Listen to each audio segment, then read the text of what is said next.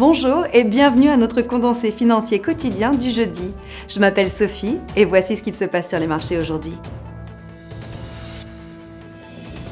Les actions américaines étaient en baisse mardi après-midi alors que les tensions géopolitiques grandissantes ont poussé les investisseurs à s'éloigner des actifs les plus risqués. La rentabilité des bonds allemands a plongé sous les 0,20% après que les États-Unis ont déclaré qu'ils pourraient autoriser d'autres frappes sur la Syrie. Le dollar canadien a abandonné ses gains mardi contre son homologue américain après avoir affiché son meilleur niveau depuis une semaine à cause des échanges géopolitiques. La paire euro-dollar continue de tromper les investisseurs car l'indice du sentiment spéculatif se replie après ce qui semble avoir été un véritable surachat. La paire livre-dollar montre un biais légèrement haussier affecté par la positivité de la stochastique, tandis que le MA50 continue de former.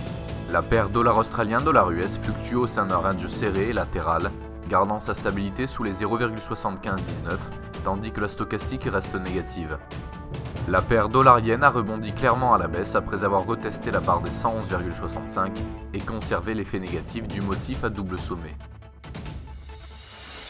Les demandes initiales au chômage aux États-Unis seront publiées à 12h30 GMT, l'indice des prix à la consommation en Allemagne à 6h GMT, l'indice des prix des logements neufs au Canada à 12h30 GMT, l'indice des prix à la production aux États-Unis à 12h30 GMT, les renouvellements des inscriptions au chômage aux États-Unis à 12h30 GMT et l'indice de confiance de l'Université du Michigan aux États-Unis à 14h GMT.